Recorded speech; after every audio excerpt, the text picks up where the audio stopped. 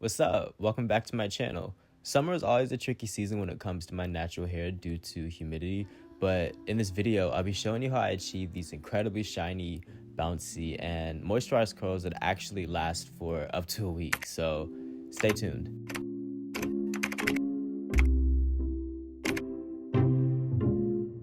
Alright, so in recent years, I've been an advocate of pre-pooing my hair before washing for better manageability, but lately I've been into this method called reverse washing, which in short is conditioning before shampooing instead.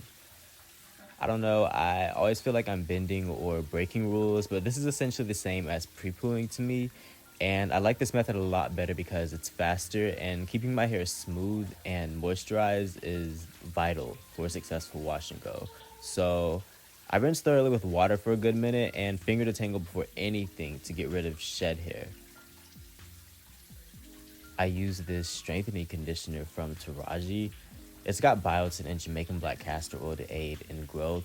It smells nice and the slip is good and it just does what it needs to do. When I'd shampoo first, I'd struggle sometimes with having defined strands but dry and frizzy roots. So I'm gonna apply the conditioner directly to my roots and of course just work my way down, ensuring everything is moisturized. And then I'm gonna use a wide tooth comb to help detangle.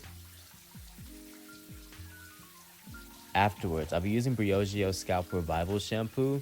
So part of the reason for the dry roots issue is because of my scalp. So this is the shampoo I've been using so much. I'm on my second bottle and it lasts for a good minute. It helps fight dandruff, itchiness, psoriasis, redness, and dermatitis due to the active ingredient salicylic acid. It's also packed with tea tree and charcoal, so it's essentially like a super shampoo and I just can't get enough of it. It feels like my scalp is breathing after each use. And combine that with the conditioning beforehand and my hair is just really soft, it's detoxified, and it just feels really, really nice. I follow up with their Don't Despair Repair Deep Conditioning Mask, and I've been using this for a minute as well. And it's another product packed with great ingredients, and it just further enhances the shine and moisture. So after about 10 minutes, I rinse my hair thoroughly, ensuring there is no product left on my strands. This I didn't record, but after I rinse my hair mask, I immediately apply my cream, typically in the shower as a leave-in.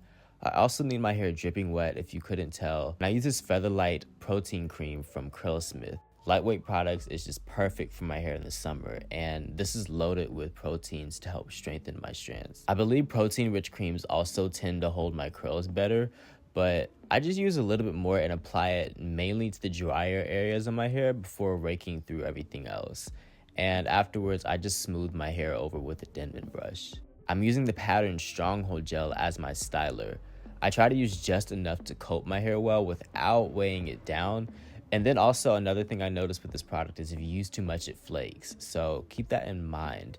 But it's still a really good gel, and I just take medium large strands and I finger coil them, and I mainly focus on my ends in particular. The smaller your finger coils are for each strand, the more defined but shorter your hair will be. And on that topic, I actually cut my hair not too long ago. So if it looks noticeably shorter, there's your answer. The goal is to even the lengths of my hair from my ground out undercut. Also, ignore the product you see gliding off my hair. It's just excess water and product my hair simply can't absorb because it's just moisturized really well. But as you can see, I section off the front, like bang area, and I just repeat these steps throughout the rest of my hair. And notice that I'm only finger coiling the ends of my hair in the direction that it's already curling. I do this to ensure definition without losing too much length, even though I'm going to stretch it out anyway. When I get to my bangs, I brush starting from the very roots up and away from my face, finger coiling the ends once again. This just helps with my overall hair shape and the curls that will be framing my face since they'll be most visible. I'm thinking sometime in the future to cut my bangs a little bit and the top layers of my hair just to give my hair a heart shape and just to add more lift. But as of right now, I'm pretty content with how things look. I use this frizz-free volumizing foam. This is the product that I use the most because it's so lightweight.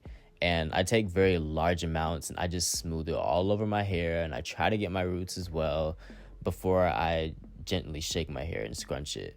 In the past, I went away from using heavy gels because I just hated the feeling like my hair was glued to my scalp and all the curls were just glued together, but the mousse just eliminates both of those problems. It softens the gel cast and it just adds more volume.